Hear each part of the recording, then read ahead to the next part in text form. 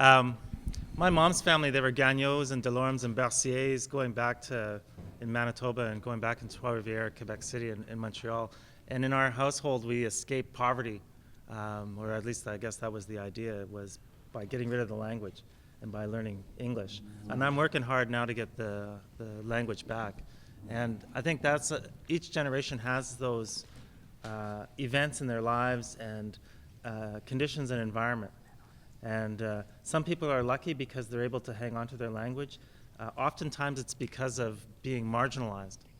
You know, you think about the reserve communities, for example. A lot of those folks had to stay there because of the laws that were put in place by the Government of Canada, and that really strengthened the culture in a lot of ways when that was the complete opposite of what the Government of Canada was trying to do. They were trying to get rid of Indians, period. That was the Indian Act, that's residential schools, that's colonization. In the process, they tried to get rid of Métis as well. Wouldn't treat with Métis, wouldn't recognize Métis, not until '82. And so that's the history. We know that history. Most of us know that history all too well on a really personal family level. Some people, myself included, don't know all of that history. All we have is sort of this abstract concept of colonization, whatever the heck that was. And we know there were these bad things that happened. And so every time we get together and talk and learn from one another, that's decolonization. That's a way of being able to address those things. And it's not going to be one meeting, like this meeting. Won't be the only one. This is going to be the start of many, hopefully. J'ai une petite affaire à dire. C'est que ici, on a des métis de Nipissing, on a des métis dans le bout de Mississauga, Windsor, probablement dans le bout de Cornwall, dans le bout de Thunder Bay. Bon, même dans le bout de Cochrane puis Cap et tout. De quoi c'est incroyable, c'est qu'on est tous capables de se comprendre. Ça, c'est la première chose. La deuxième chose, c'est qu'on vient tous de différentes parties de la province, mais ça ici, c'est une communauté. C'est ça que le gouvernement ne reconnaît pas. Toi, tu viens de la communauté de Nipissing. Non, excuse-moi. Ça, c'est de la communauté ici, là. Ça, c'est la communauté de nos langues, de notre langue. Ça, ici, c'est de la communauté, pas une communauté comme un village. Do you understand what I said? Yeah. Oh, you don't have to translate? No. Okay. Bonjour, bonjour. Non, ça ici, c'est de la communauté, parce que ça a toujours été le même, je pense, avec les métis, avec toutes les familles. Ça ne fait rien si la famille venait de Windsor, ou bien si elle venait d'Ottawa, ou bien de North Bay. Si on se rencontrait toutes à Fauquet, on parlait toutes nos langues, on se corrigeait jamais. Mais le seul corrigeage qu'on faisait, c'est avec un de mes cousins, il disait « le poule ». J'ai dit « non, c'est pas le poule, c'est la poule ». Ça, c'était un autre nom qu'on usait quand on était jeune. Hein? Et maudit ça, c'est une belle poule. En tout cas, pour moi, ça, c'est la communauté de notre langue. Ça ici, c'est la communauté de notre langue. Il y a d'autres mondes qui venaient dans l'entour qui ne sont pas capables de le faire, comme Hélène Savard. Hélène est partie en Australie, je pense. Is it Australia? To teach for 2 weeks or so. Somewhere. Où? Tibet? Okay, Tibet. It was out of the country anyhow. I got out of the country, right? Okay, so Hélène est partie à Tibet pour enseigner pour 2 semaines, puis ça donne que c'est les 2 semaines ici, parce qu'elle aussi, elle participe beaucoup, et puis c'est une bonne ressource. C'est comme Joe parlait tout à l'heure, c'est que tant que le monde se parle, c'est comme en français et en anglais, on essaie de se comprendre. On essaie de trouver le médium pour essayer de se parler. C'est la même chose avec les métis, avec les Français, les métis avec des Anglais, les métis avec des Premières Nations. C'est qu'on avait des dialogues, puis c'est là que on se parlait, puis on essayait de faire des mots qu'on peut mettre ensemble.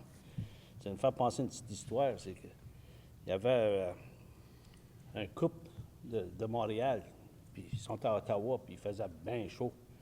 Ils marchaient en bas de la ruelle, puis il aperçoit une clôture, puis le mari regarde de l'autre bord, puis il aperçoit qu'il y a une piscine. Puis il dit, il n'y a personne à la maison, ça.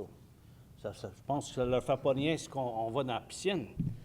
Ceux-là sont allés dans la piscine après se baigner, puis tout d'un coup, le couple y arrive, puis c'est un couple anglais, puis il dit « Hey, what are you guys doing there? » Le mari il regarde la femme, puis il dit « Comment qu'on dit en anglais, on se baigne? » La femme a dit « Moi, je le sais. » Elle crie « 11 donuts. » Les connexions et puis les différences, nous autres, on est OK avec les différences parce qu'on vécu les différences. Comme ça fait partie de notre vie. C'est qui on est, right? On est différent des personnes autochtones, des personnes de Première Nation. On est différent des Blancs. On est différentes en soi-même. Si on est accoutumé de vivre ça, nous autres, je pense que c'est pour ça que ça ne nous dérange pas. C'est pour ça qu'on est pas mal plus easy-going, plus à l'aise avec toutes sortes de différentes choses, pourvu qu'on n'est pas jugé. Aussitôt qu'on sent qu'on va être jugé, là, on vient tout stressé. Moi, je regarde ça, la connexion de la communauté au Michif. Je pense qu'on a vraiment bien discuté de ça. Je ne sais pas s'il y a quelqu'un qui a d'autres choses à dire sur ça. On a parlé pas mal. C'était une manière de vivre. À l'âge de 15 ans, on a déménagé au sud. C'était toujours à propos de mon père, essayer de trouver l'ouvrage. OK? Une fois arrivé au sud, il n'y avait pas de monde là, comme moi.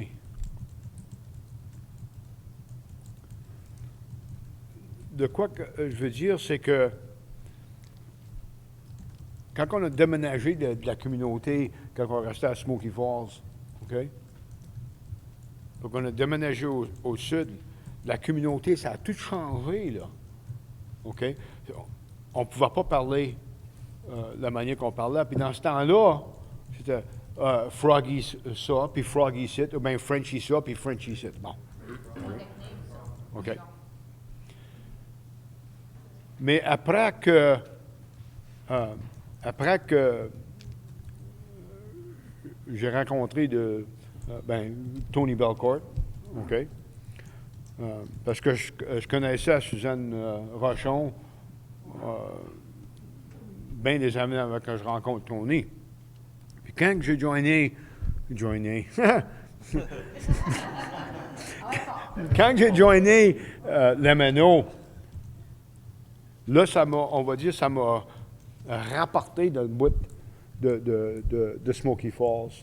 Comme je disais à Marc un matin, la chose que je manquais beaucoup, c'est dans l'hiver, le samedi matin, quand je me levais, là, de bonne heure, je mettais mes raquettes dans l'hiver, là, puis je sortais pour aller checker mes collets. Et puis, dans l'hiver, la chose que je manquais le plus, c'était le son.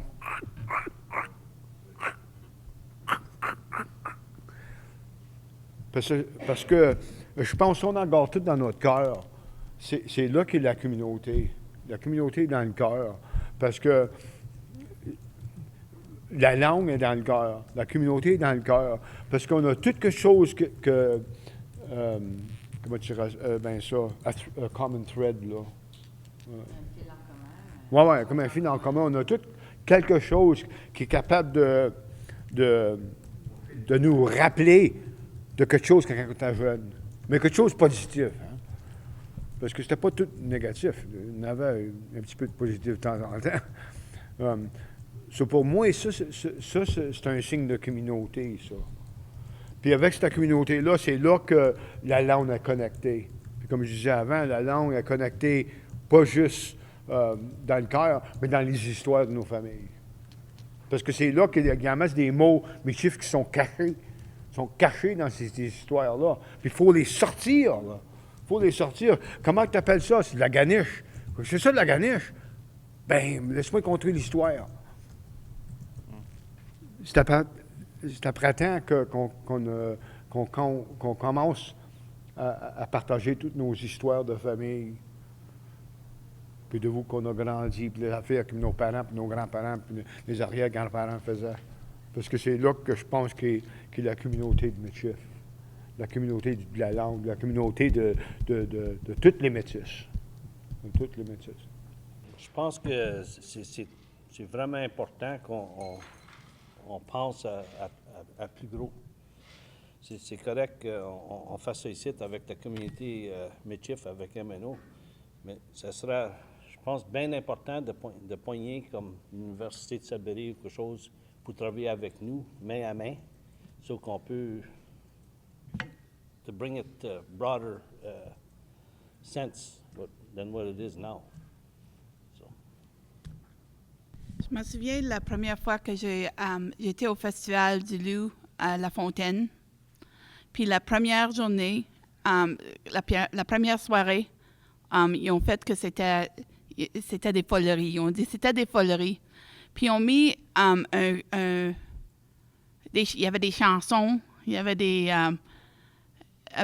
même un théâtre qu'ils avaient mis ensemble. Puis le monde s'arrière assez fort qu'ils ont voulu le faire plus, mais ils se sont aperçus que c'était pas vraiment le français. C'était pas le francophone. C'était le folklore. C'était la flaveur de La Fontaine, de la communauté de La Fontaine. Puis il y en avait de Perkinsfield dans là. Il y en avait plus de Perkinsfield qu'il y en avait de La Fontaine. Puis la différence, c'est qu'à La Fontaine, ils parlent le français.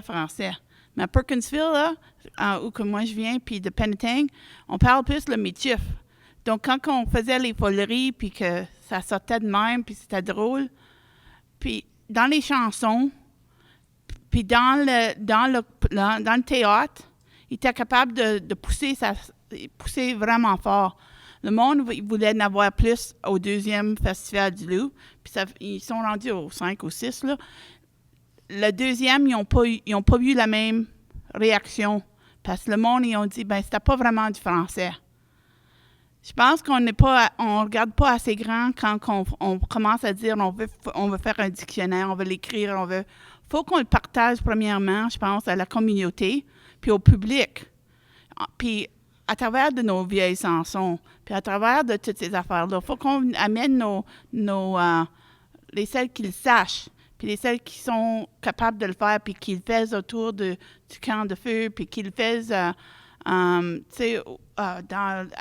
la maison, dans la salle de salon, où qui joue le violon, puis ça sort, puis aux fêtes.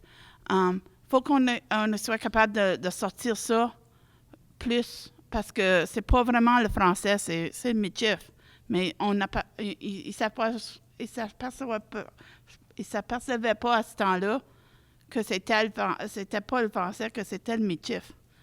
Puis, donc, c'est sûr, qu'est-ce qu'on faut qu'on essaye de sortir? Puis, je crois comme mot, faut qu'on aille plus gros. Parce que si on essaye de juste de le faire comme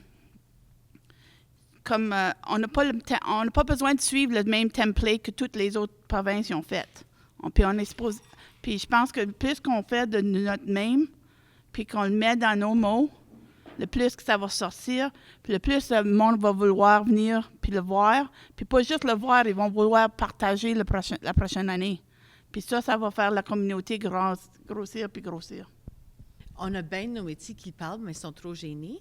Puis l'entendre sur le website comme c'est là, il y en a qui se sentent un petit peu plus confortables. Parce qu'ils disent, ben c'est comme ça qu'on parle, là, nous autres. So, ils se sentent plus confortables à partager, puis ils disent, OK, oui, je parle le Michif. So, I think we're at the part where they're mentioning community connections to Michif, so my French is very weak, so I'm in the part of northwestern Ontario, Kenora area, that's got the influence of the Cree, OG Cree with the French, so that's what it is. So, and for us to acknowledge as Métis citizens that there is a variety of dialects, it's important. And one thing that I'm noticing is that you have your French that's strong, and we do have Michif French ones in our area too, and the French is stronger than the mixed version. And to think one of our respected elders has since passed that spoke the mixed dialect Kay Lynch. So just so we acknowledge that there's many Michifs, and there's the French with the Cree, OG Cree. Et puis c'est ça que j'ai mentionné aussi. On a plusieurs dialectes, puis il y a des dialectes, surtout dans l'ouest de la province, que je n'ai pas capturés encore, et puis qu'on va éventuellement capturer. Puis même des dialectes basés comme le nôtre, il y a beaucoup de vieux français, il y a différents dialectes dedans, notre dialecte. La chose que je veux vous montrer aussi, c'est que j'ai ce livre ici, puis Miquin est dans ça, OK? McQueen, le mot McQueen est là-dedans. Puis ça, c'est un livre qui vient du coin où Marcel Beneteau, il vient de. C'est lui qui l'a écrit, actually, avec Peter Alford. Lui, je n'ai jamais rencontré, par exemple. Mais lui, Marcel, il va en parler tout à l'heure de son coin. So, je ne prends pas ton histoire, je vais vouloir que tu la comptes, parce qu'elle est pas mal proche de ce qu'on est. Et puis, c'est vraiment intéressant. Puis, il y a beaucoup des mots. Puis, il parle comme le McQueen, que ça vient de la langue algonquine. Il parle de quand que ça vient les choses du vieux français. So, je crois qu'il y a une diversité. Pareil comme il y a une diversité de langue française dans l'Ontario, de la façon de la parler. Il y a une diversité de métiers. Et puis, il faut essayer de toute la capturer parce qu'une est aussi importante que l'autre. Je pense que si on vient à bout de capturer le Bungee Cree de l'Ouest, ça va être vraiment, vraiment fantastique. Mais juste le fait qu'on se rend compte, ça l'ouvre la porte à bien d'autres choses. Puis c'est ça qu'on fait, c'est vraiment. Si c'est ça qu'on réussit à faire, c'est ouvrir la porte pour tous les autres dialectes d'arriver, là, je vais être vraiment, vraiment contente. Je suis pas mal certain que quand on était tous jeunes, qu'on a entendu les maîtres et les maîtresses dire « on parle pas ça, ce joual-là, dans ce bout de site. Ça, c'est pas le vrai français. » Ma question, c'est ça ici. Je me posé la question en anglais, because that's the diversity of the language, okay? Is it possible that the joual was the language of the Métis of Northern Ontario, and because they didn't want the Métis there, that it was squashed and labeled as joual? And therefore, bon, si on prend ça, si on commence à penser à ça un petit peu, pour moi, ça fait un petit peu de sens. Parce que si c'était notre langue qui ne veut pas nous avoir là, bien, on détruit la langue, on détruit la culture, on n'aura pas un problème. So, je pense que c'est quelque chose qu'on devrait commencer à penser. Probablement, c'était la vraie langue des Métis.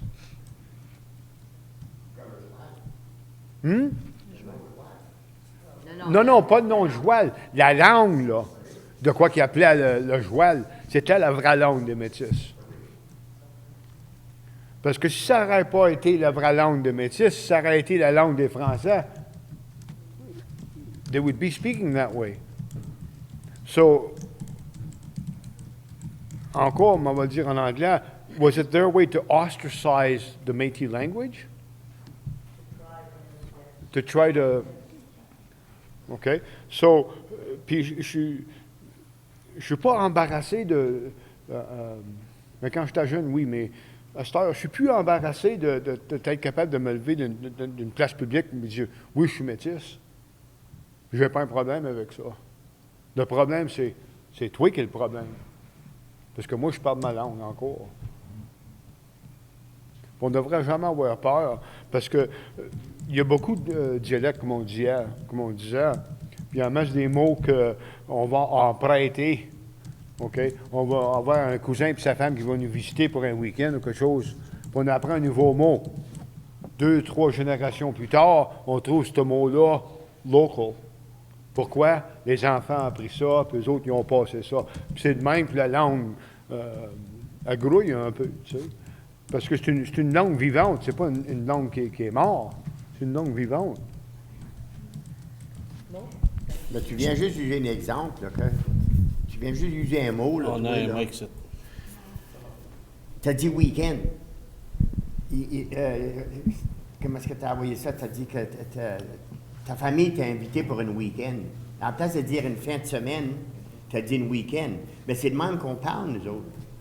C'est ça la langue. Métis, c'est ça que c'est.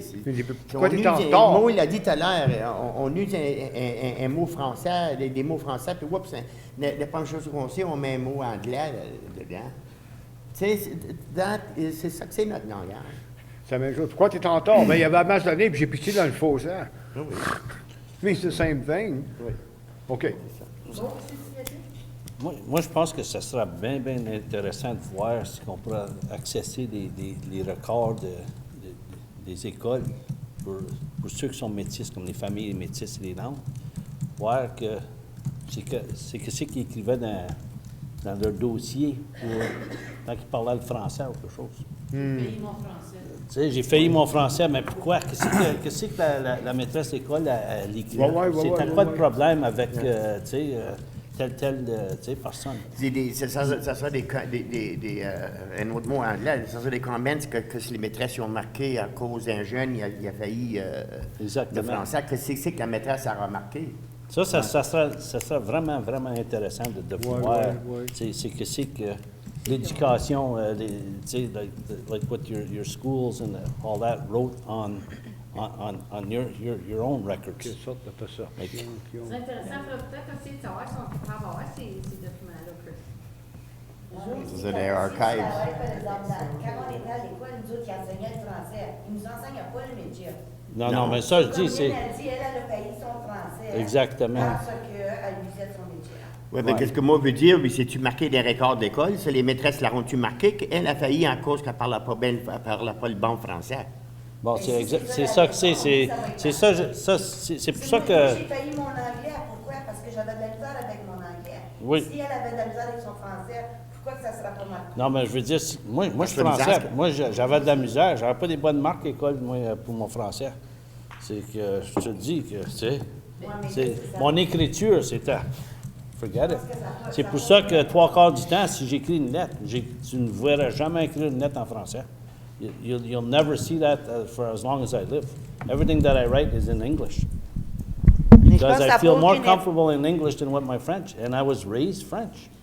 Ben, le français, il est bien dur à écrire et tout. Mais c'est pas parce qu'il est dur à écrire, c'est parce que C'est les photographes. on le voit différent. Qu'est-ce que... Parce que des fois, on met la croyette. Exactement. Exactement. Mais c'est ça qui arrive. Moi aussi, j'étais à la même manière. OK? En plus d'avoir été à l'école française, faire des textes en anglais, je ne pouvais pas écrire. Like, spelling, c'était ridicule. Mon père m'a toujours dit, inquiète pas, français, c'est héréditaire. Lui, il a fait du collège, mon père. Il était au collège avec les autres, je pense. C'est peut-être un residential school, who knows. Mais il a appris le français, puis il a toujours eu de la misère à l'écrire. Puis la plupart de ma famille, c'est la même chose. Ils ne peuvent pas écrire parce qu'ils écrivent comme ils l'entendent. Ça a toujours été de même. Puis moi, j'ai eu de la misère jusqu'en 9e année. Puis une de mes maîtresses était bien smart. Parce qu'elle dit, France, elle dit, il faut que tu fasses un rapport de livre. Puis elle dit, c'est ce livre-là que tu lis, tu n'as pas le choix. Puis c'était le livre sur John F. Kennedy, le président des États-Unis. Tu n'étais pas capable d'écrire un mot comme il faut. Il écrivait phonetically. Et puis, il est venu le président des États-Unis. So, j'ai dit, si lui est capable de faire ça, moi, ça ne me dérange plus. Mais j'étais en 8 ou 9e année quand c'est arrivé, ça. Parce qu'on l'écrit phonétiquement, on se sent plus bas que les autres. Mais je vais vous dire la manière que j'ai commencé à découvrir la langue en Ontario qui était différente. J'allais d'un bord à l'autre de l'Ontario. Puis je remarquais que le monde, quand il me parlait, quand il venait me parler, là, il parlait différent. Il y a du monde qui me parlait en français, ce que moi, je pensais que c'était français. Je n'avais jamais entendu parler en français. Puis on parlait avec toutes les mêmes expressions que moi, semblables, pas mal proches. Et puis après ça, je m'en allais à l'Ouest pour me battre pour la langue Michif. Puis à un moment donné, Tony dit, il faut que tu fasses des entrevues en français parce que tu parles français. J'ai dit, oui, mais Tony, j'ai dit, je parle pas bien le français. Il dit, il y en a bien dans la province qui parlent comme toi. J'ai dit, oui, j'ai dit, il y a quelque chose qui se passe parce qu'on parle toutes pas mal la même chose.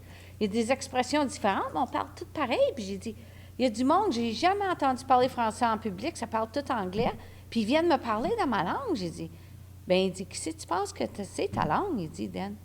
J'ai dit, son of a bitch.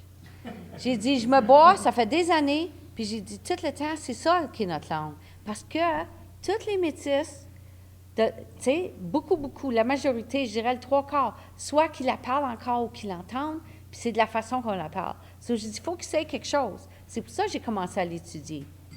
Mais, comme il faut remercier Tony d'avoir dit ça, parce qu'il m'a dit, il dit, ben, fais ton entrevue en Michif, mais c'est pour ça que moi, j'ai commencé à faire l'étude en Ontario.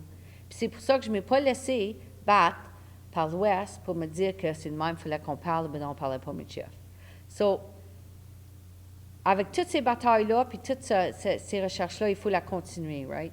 Mais c'est une raison qu'on est comme on est, tout. So. challenge that we have with the schools, native languages haven't been taught in the schools until recently, relatively recent. It hasn't been, even at the college university level, at the K-12 level. And so recently we were at the Ontario College of Teachers, and they have new additional qualification courses being put together for teachers who are going to be coming into the system, graduating from faculties of education. And they asked us to put together a Métis focus group for them, so we did that. And what came out of that was that we wanted, the focus was really on a couple of courses, core courses that they had that were focused on First Nation, Métis, and Inuit. And then there was a whole bunch of native language courses that we didn't even talk about. And we said, well, we want to talk about that. It's important to put a place in there for Michif. You know, we don't have a document. We don't have linguists working on the language. We don't have a Michif dictionary for Ontario. There's a lot of things that we don't have, but we know that there's a community of Michif speakers, a diversity of languages. It's not just, you know, one language that we're trying to standardize. And so that really, it's really challenging for school teachers. It's really challenging for some people who say, well, you know, it should fit into this. This is what it should fit into for it to be a language, for it to be taught, for us to be able to do these things. We're like, well, from the M&O perspective, you know, we're not going to come into that saying, well, we have to do this. It has to meet this criteria. Instead, we're saying, well, it already exists. There's a community of Michif speakers. There's people who are talking a variety of Michif languages, whether they're dialects, whether they're jouals, whatever language word you want to use to describe it, here in Ontario.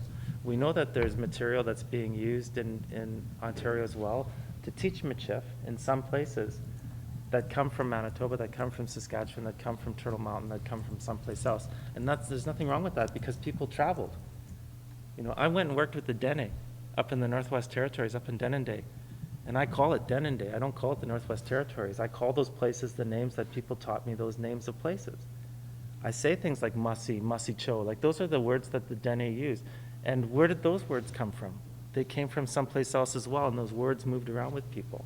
And that's just in my lifetime. And we know that people have been moving around for 300 years, 200 years, whatever number you want to use.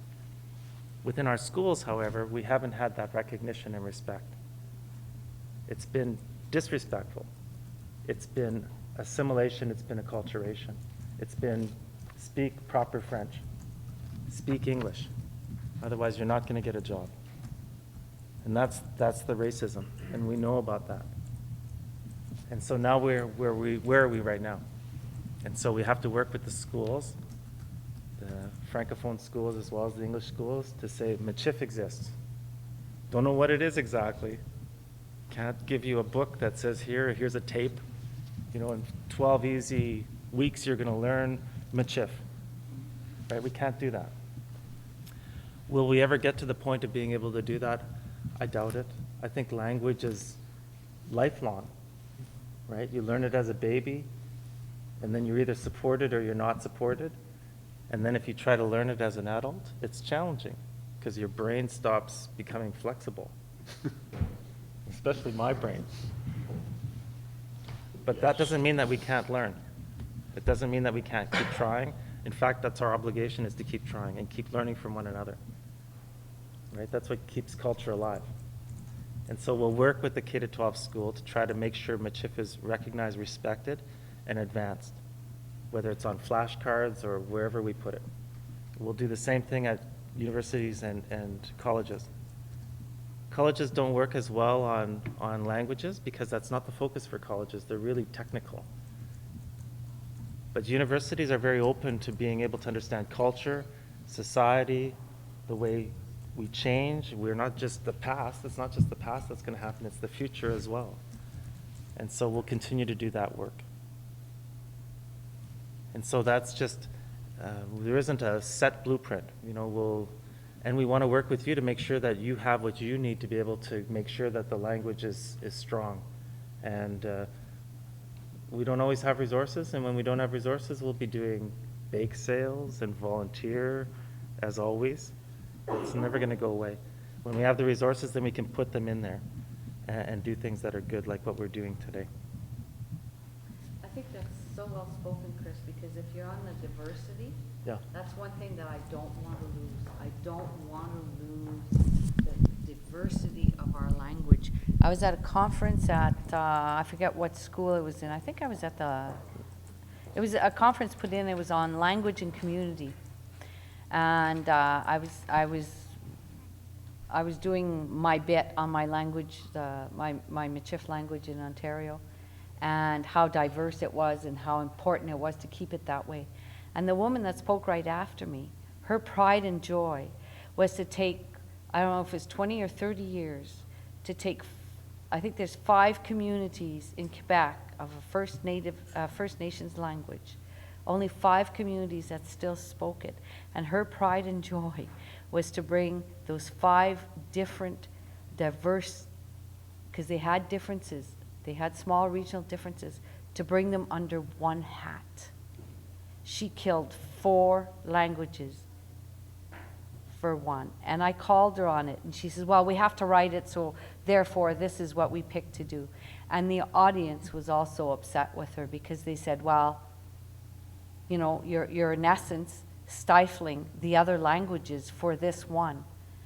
But she got I guess they must have been the same band, to agree on the one language. She says, well, it doesn't matter.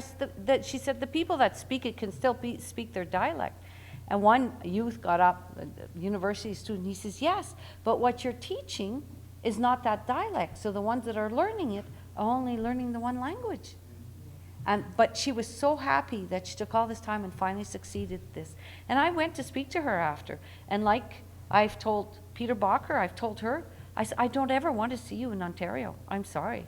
But you're not going to do that work with my Métis people in Ontario for as long as I'm there. Because diversity is important. We have to be careful too when we're working with the education system. I work with a lot of Ojibwe language speakers and teachers and a lot of elders who don't teach but are in the school system. And even if we were able to get Ontario and the Ministry of Education and the Ontario College of Teachers to recognize Michif as a language, that's not the silver bullet that's going to save this. It needs to be. We need to keep doing what we're doing, because the reality is that the teachers that I work with in the Sioux that are teaching Ojibwe have 20 minutes 3 days a week with their students. They're supposed to have a half an hour, but it takes 5 minutes for the kids to walk down the hall to the Ojibwe room. It takes 5 minutes to go back, so they really only have 20 minutes 3 days a week. They said they might as well just pack up and go home, because they're not able to do what they're trying to do, right? And then by the time that the kids can take, there's a couple classes of kids that I've seen now that have taken it right from grade 1 to grade 8, and then they're now in the high school level, and they say they're learning the same thing each year, because the teachers only took one language qualification course, one OCT AQ course. So they don't have a full grasp of the language. They have enough to teach that one section, and it gets taught over and over and over again. And by the time they get to the university level, it's starting all over again. We're basically having to start all over again at the university level. So to build on the most effective systems that I've seen, of course, working with the Ojibwe language, the Anishinaabe language, are more immersion type programs, and it's a time thing. That's the biggest thing. It's a time thing. There's a certain number of hours you need to spend listening to it before you're ever going to catch on, because there's no way we can rely on the school system to do this work for us. Because, I mean, the reality is the school system's the reason we're in the situation we're in, and they're not going to do the work to fix it. Right? This has to be our job, and we have to get more young people here to realize that it's our job, right? And to realize that we've got to learn this, right? I'm sitting here and I really don't have a clue what most of you are saying, but I'm. Helen, what's she saying? What's going on? What's happening, right? And we need to get more young people here who want to learn, right? Because otherwise, what are we? Like I say, we can't rely on the school system to do it, because they're not willing to do it, and they don't have a clue even if they were. So. Balls in our court. Non, je voulais juste rajouter un petit peu sur la diversité. C'est parce que oui, je pense que c'est bien important. Puis vraiment, c'est important de reconnaître que c'est pas juste au niveau du Michif qu'il y a de la diversité. Alors si les gens, comme ils comprennent ça, peut-être ça va être plus facile à accepter le nôtre. on parlait français. On pensait qu'on parlait français, mais le mauvais français. Mais en tout cas, j'ai de la parenté qui reste dans la province de Québec. Et quand j'allais les visiter, en tout cas, on avait bien du fun parce que les deux avaient des fois des choses, on disait, qu'est-ce que tu dis là? Des mots qu'on n'avait jamais entendus. On supposait qu'on parlait la même langue, right? Mais ça existe.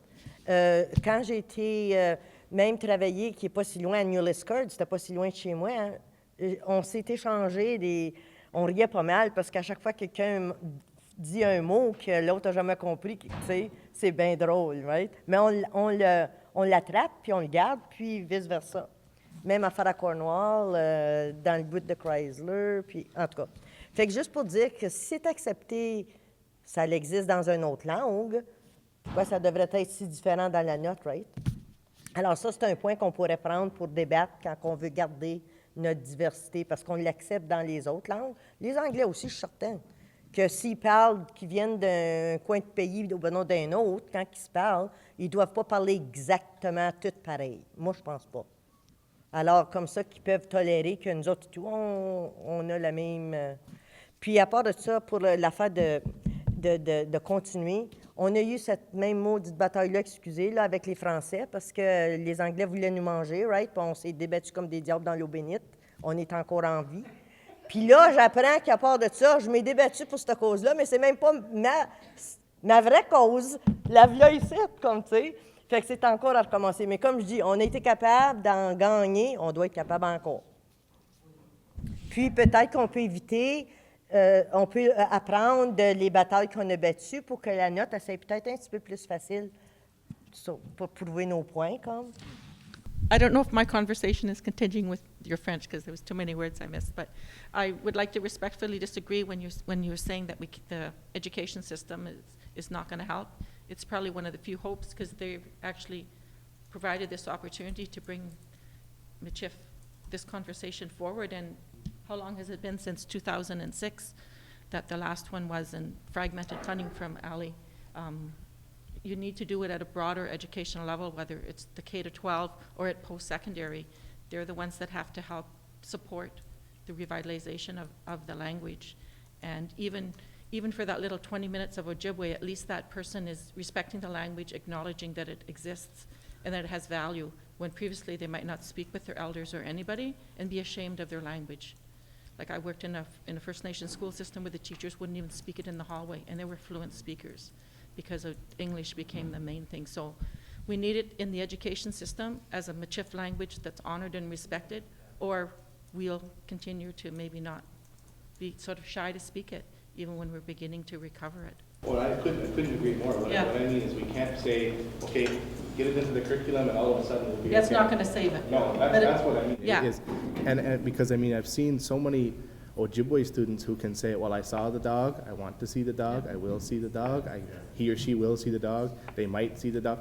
They can do all 7 different tenses and do all that, but they can't have a conversation, right? No. There needs to be a degree of functionality that Yeah, needs to and be. that's why to do a many-faceted thing with websites and to continue to have a chance for us to hear Yeah. the language and all the dialects and to honor it, but. Oh, yeah. Oh, no, I'm not counting out the Yeah. education system. I'm not just saying don't put it all in their court Yeah. and then think that we're off the hook. Yeah. This needs to be our, it's our language, it needs to be our priority, not throwing it over to a school board and saying, okay, save our language for us, right? And even instead of having maybe 2 or 3 20-minute sessions, if they regrouped it into one, because if I heard correctly, you have to hear it for some time for it to, for you to capture the essence, right? So it could be the same if you have so many hours allotted to the language to maybe regroup it in one session in a week instead of 3 little sessions of 20 minutes would be a lot, because you have to hear it for the comfort and for the familiarity. And You need access to resources, and while you still have speakers, that we're losing our speakers, You see, I'm holding the mic because she talks with her hands. I'm dangerous with my hands.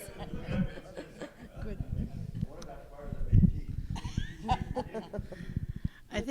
I think it's really vital for us to really realize that the funding and stuff from the Ministry of Education is there for us to be supported, not for them to do the work.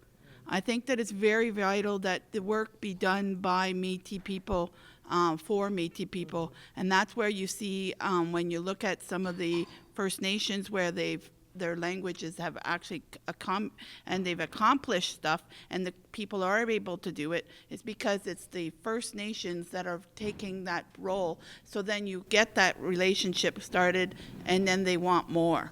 So that is vital, I think, when we're putting it across, that we need to really look at who is delivering the material as well, because otherwise you're not going to, and with the French, for example, the Français there, they were able to do a lot because it was francophones that were able to speak it and teach it. So I think we need to actually go to that extreme. Je veux vous conter une petite histoire que ma mère m'a dit. Ma mère va avoir, vendredi, elle va avoir 95 ans. Elle m'a conté une petite histoire. Ben, ça arrivé, ça m'a dit comme par chez nous, comme qu'ils disent. La femme qui est venue pour son home care a dit, elle avait perdu son téléphone. Ça fait maman, elle était une croyante à Saint-Antoine. Elle a dit, prie à Saint-Antoine, il va te trouver ça, lui. Ça fait la femme a dit, il n'est pas bien bon, il n'a jamais rien fait pour moi. Ça fait. Ben, elle dit, il travaille bien pour moi, ça fait toujours bien en parlant, puis en parlant, elle a été pressée pour s'en retourner pour trouver son téléphone. Maman a dit, par chez nous, elle dit, il y avait un vieux couple, puis le bonhomme, il criait bien dans le Saint-Antoine. Ça fait, il y avait une flotte, ça fait qu'avant d'aller se coucher le soir, il a pris son Saint-Antoine, puis il l'a mis sur la dernière marche du perron dehors. Puis le lendemain matin, quand il s'est levé, là, il dit, « Puis, comment est-ce que mon Saint-Antoine a fait hier soir? » Il n'a pas fait grand-chose parce qu'il y a de l'eau jusqu'au cou. Ça fait le bonhomme, il se lève, puis en passant à la porte, il ramasse le manche à balai, puis il arrive dehors, puis il est maudit le coup de balai par la tête. Puis il a cassé le cou. OK, il y a un an ou deux, l'Université de Sudbury a signé une entente là, avec la Nation métisse Ontario pour explorer s'il y avait des possibilités de faire des projets de recherche, des choses comme ça. On a eu une ou deux journées de rencontres où le monde parlait des différents intérêts qu'il y avait. Je sais, comme il y avait la santé, il y avait différentes choses. Moi, parce que je suis dans le département de folklore, je me suis retrouvé avec un comité qui parlait de culture et puis de langue. Et puis, bon, de toutes ces journées-là, il semble que c'est l'intérêt qui matche le mieux. Hein, parce que la nation métisse, vous avez vraiment exprimé aujourd'hui ce besoin de documenter, d'identifier, de valoriser votre langue. Et puis, comme Joe a dit bien clairement, là, comme les histoires, les mots qu'on use pour raconter les histoires, c'est vraiment au cœur de la culture. Fait que quand on parle de folklore, hein, nous autres, on s'intéresse beaucoup dans les traditions orales, puis d'autres traditions aussi, mais beaucoup les traditions orales. Il semble qu'il y a des intérêts en commun. Là, ça fait que c'est comme ça qu'on s'est retrouvés ici aujourd'hui. Vous nous avez invités pour ça. Avant il faut que je dise, le département de folklore à l'Université de Sudbury, c'est pas mal moins. C'est pas un grand département. Il y a un professeur à temps plein. Des fois, on a des chargés de cours. Nos ressources, notre personnel sont très limitées. Puis on est, je veux dire, j'ai été pas mal clair qu'on n'est pas en mesure de commencer des nouveaux projets et puis tout ça. Je sais, quand on fait trop de choses, on finit par rien faire de bon. Ça fait que, mais en pensant et en discussion, on a pensé qu'il y a tout de même des projets que nous autres, on a, qui existent déjà, qui sont déjà en marche, qui auraient peut-être possibilité de vous embarquer ou de trouver des manières qu'on peut travailler ensemble dans le cadre de projets qui existent déjà.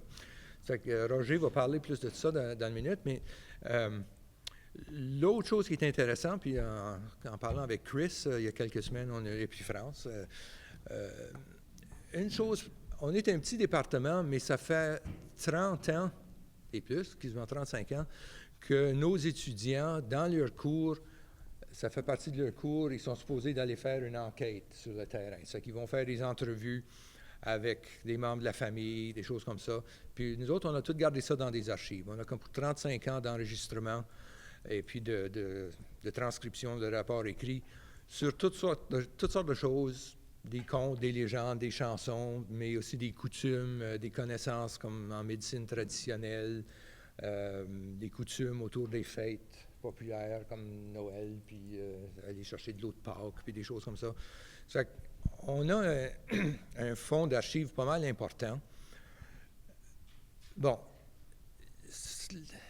là-dedans, parce que ça n'a jamais été un des critères, je veux dire, il n'y a peut-être pas beaucoup de monde qui ont contribué à ça, qui se sont identifiés comme métis dans le temps, mais si on regarde, je veux dire, la population du nord de l'Ontario puis de l'est de l'Ontario, c'est sûr qu'il y a du matériel là-dedans qui a été recueilli de familles métisses. Et puis, parce que c'est les étudiants qui font les entrevues, c'est pas gênant, ils font ça avec leurs grands-parents, ils parlent comme ils parlent à tous les jours dans leur famille. Ça fait qu'on pensait que peut-être là, il y aurait une possibilité de faire quelque sorte d'études pour voir qu'est-ce qu'il y a, identifier des familles, des personnes qui sont déjà dans nos archives, qui auraient du matériel qui pourrait être intéressant pour vous autres. C'est trouver une manière d'identifier et puis de partager ce matériel-là. Qu'est-ce que j'étais pour dire? Oui, parce que, enfin, c'est pas l'Université de Sudbury qui va décider c'est quoi le MICHIF, mais une des choses à faire, c'est d'accumuler la plus grande quantité de matériel possible pour pouvoir commencer à analyser. Puis quand tu parles de diversité, ben oui, je veux dire, il y a des choses là-dedans de toutes les parties de la province. Ça fait que ça, c'est une première étape. Et puis, là, je ne parlerai pas trop pour Roger, mais juste dire que le Centre franco-ontarien de folklore, qui est maintenant à l'Université de Sudbury, ont aussi leur centre d'archives, qui est la collection du Père Lemieux. Et puis là-dedans, on a déjà trouvé 2 histoires racontées par le beau-père de France. OK? Ça fait que c'est sûr qu'il y a du matériel qui existe déjà, qui pourrait être exploré pour voir s'il y a du matériel métis là-dedans. L'autre chose, c'est un projet provincial pour ramasser du matériel. Ça, je vais laisser Roger parler de ça. Ça fait que si vous avez des questions, vous pouvez me les demander tout de suite ou pendant qu'on va manger. Je veux juste souligner encore que le département de folklore, c'est le plus petit département à l'université. Tout le monde pense que c'est bien important qu'est-ce qu'on fait, mais malheureusement, c'est pas appuyé avec beaucoup de... On va faire l'impression de le faire grossir. Y aurait-il des moyens d'aller chercher des fonds pour pouvoir augmenter la capacité si on décide de faire quelque chose ensemble? Oui, et puis Roger est peut-être plus placé pour parler de ça. Je passe le micro. Merci. Donc, comme j'ai expliqué au début, je suis le directeur du Centre franco-ontarien de folklore. J'ai eu l'honneur, quand ils m'ont embauché, de rentrer dans une place qui fait non seulement la préservation de fonds d'archives, mais qui veut aussi faire la collecte et la diffusion du patrimoine oral. Qu'est-ce qui était intéressant pour moi, puis quand Pierre Zundel m'a approché avec la possibilité, et c'était ça que j'ai expliqué à Chris puis à France lors de la première rencontre, c'est le fait qu'on ignore la présence de métis francophones en Ontario. On n'est même pas conscient que ça existe. Et pour nous, ça fait donc un peu une perte d'une couleur. Donc, on parle de l'importance de la diversité, puis on ne réalise même pas à l'intérieur de chez nous qu'on a de l'influence intéressante, encore souvent perdue. Et moi, c'est une des raisons. Donc, je suis en train d'avoir un plaisir énorme de vous entendre parler. Et notamment, comme j'ai expliqué à France, j'ai habité en France pendant 1 année. Puis, eux, c'était pas l'anglais qu'ils entendaient chez moi ou je parlais pas le bon français. Eux, ils pensaient « Ah, tu dois venir de la Belgique. Ah, c'est l'Allemagne. » Puis à un moment donné, j'ai réalisé que la couleur dans tous mes accents, pour eux, venait de partout. Et donc, quand on pense juste à l'Ontario puis l'influence qu'on peut avoir entre algonquin, Ojibwe, cri dans le français, pour moi, donc, j'essaie de pas être trop ému par tout ça parce que je le trouve très joli, très beau. Puis, je suis content d'être ici aujourd'hui puis apprendre tout ça.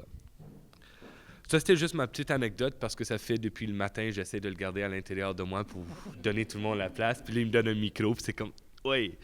La question des subventions, je vais y arriver dans une seconde, mais je tiens aussi à dire que on oublie de dire quand on trouve, par exemple, les contes ou les histoires d'un beau-parent, comme on a fait avec Alfred, on n'était même pas certain s'il y avait le lien de parenté.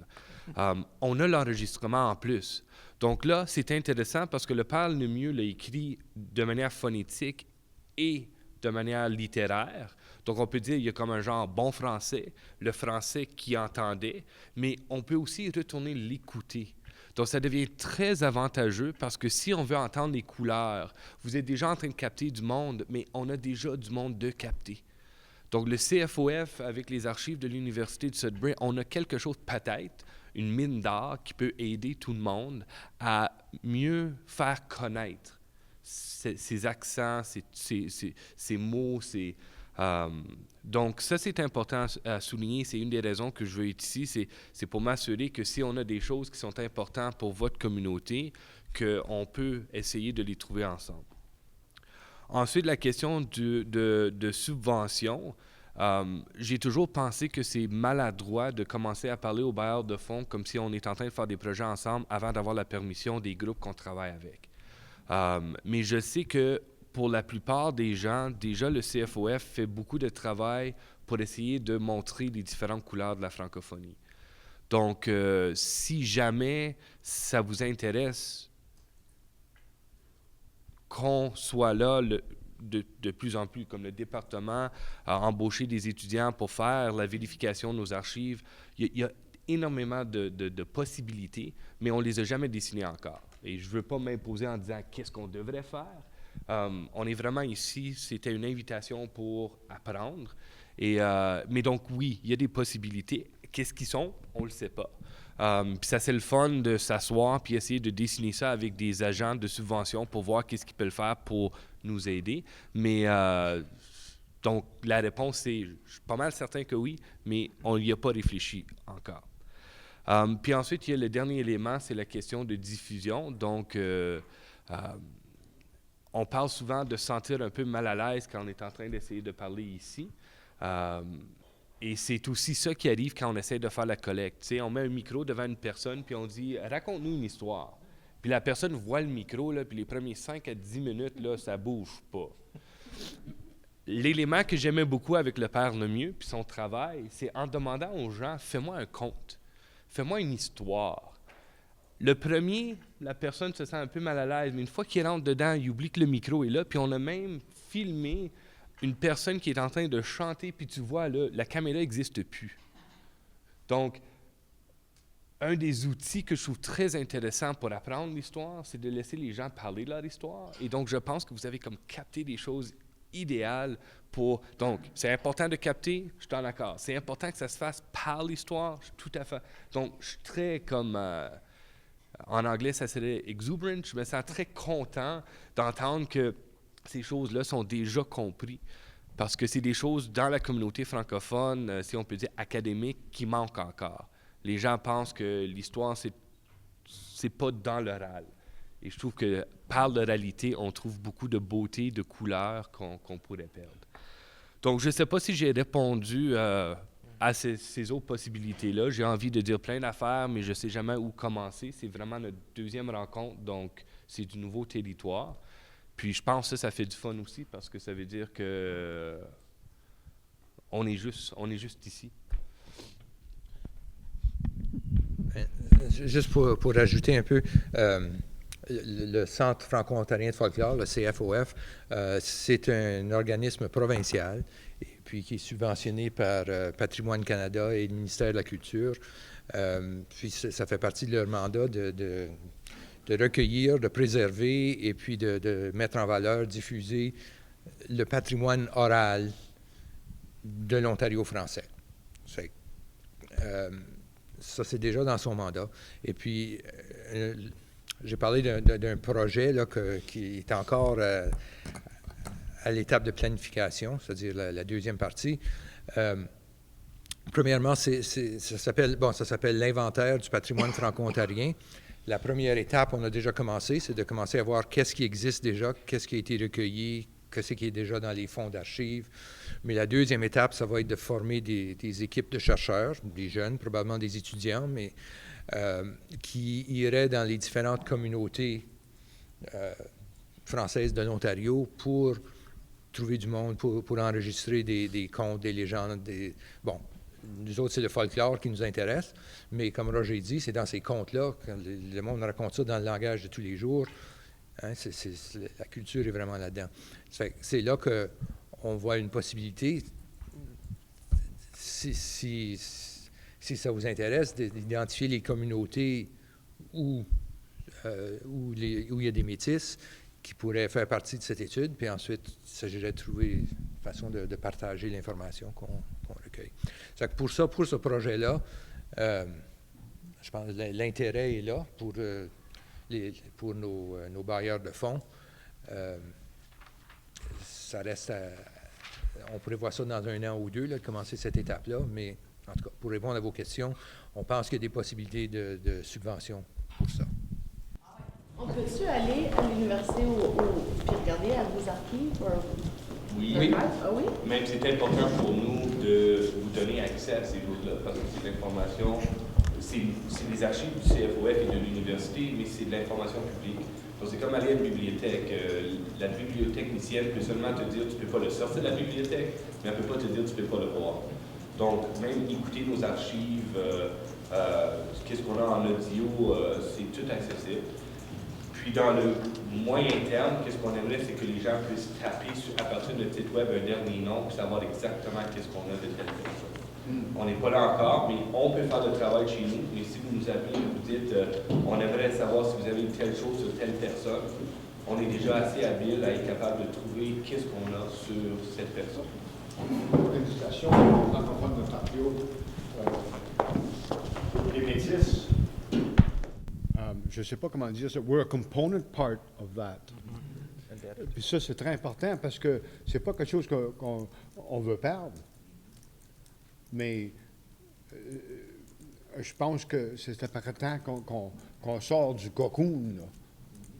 Okay? Puis c'est le temps de grossir nos ailes, là, puis commencer à développer.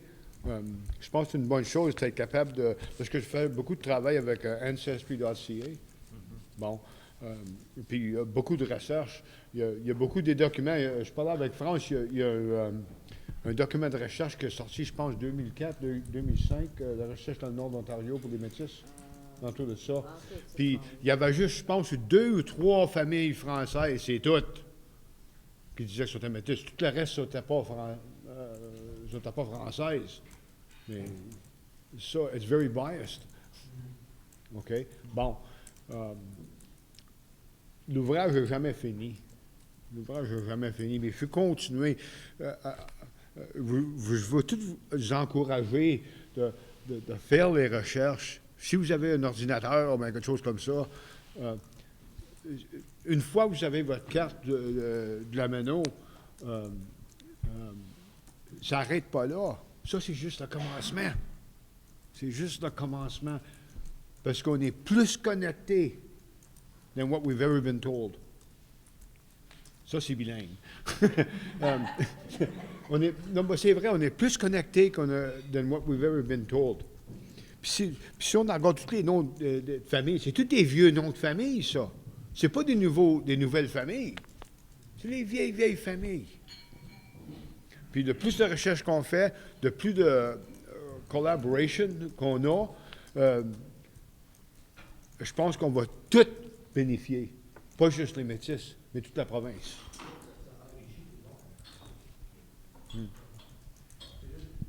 Comme faire le mieux dans leurs archives, il y a fait des enquêtes à peu près 1950 à 1970. Dans ce temps-là, j'imagine que c'était pas beaucoup à la mode de s'identifier comme métis. Hein? C'est pour ça que je dis qu'il y a sûrement du matériel là-dedans. je veux dire, faut voir là, c'est quoi la façon de procéder. Mais en tout cas, ça doit être possible d'identifier ce matériel-là. Il y a un homme, par le nom de Marcel Trudel, qui est sorti avec 2 gros volumes.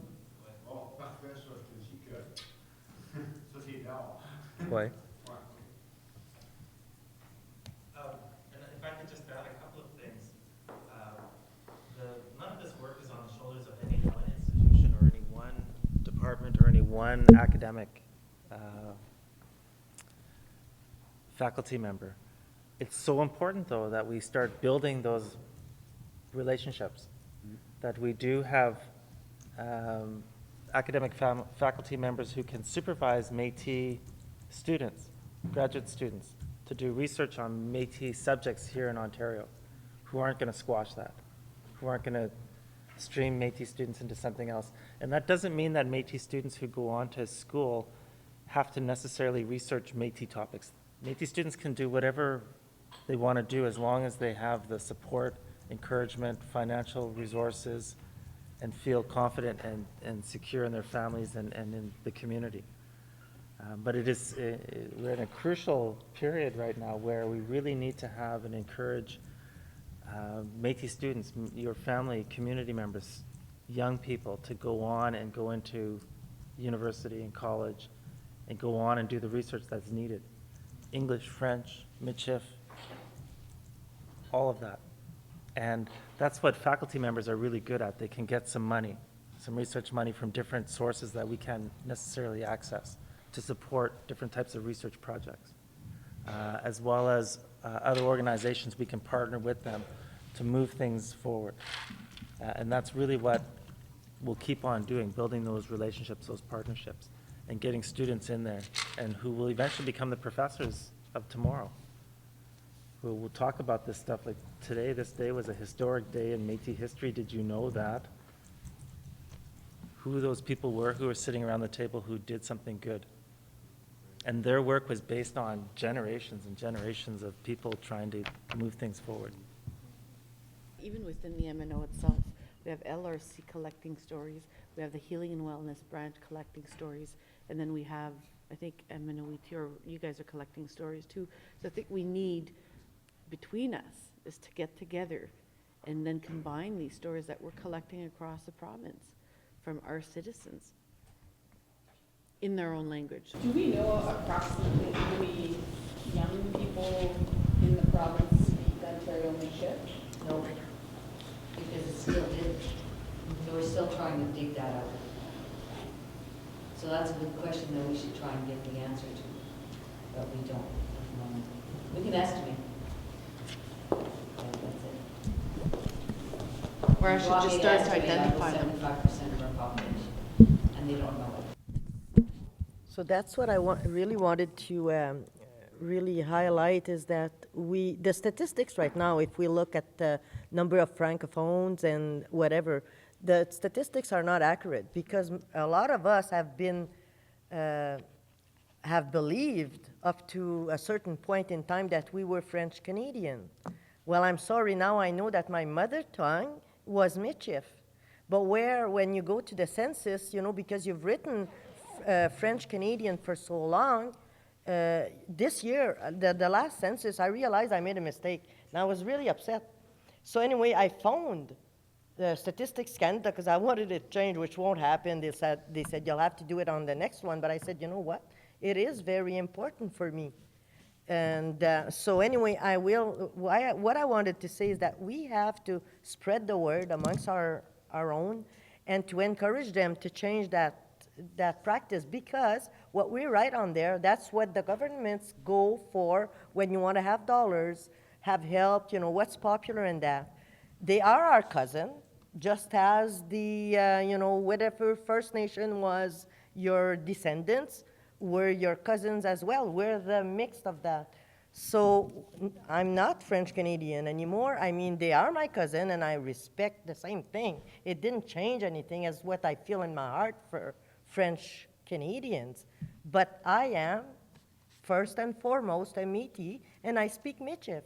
So this has to go, we have to encourage all our children, our relatives, whatever, you know, when you do the next census or whenever you have a survey, mark the proper thing, because it's not our fault. But I'd like to say, governments are government and the numbers talk right. So when we want something, so it's up to us now to make that happen, because I'm telling you, the number of French Canadian will go down and the one, you know, the Michif will go up, because that's the reality of things. A little box that says preferred communication language, Michif.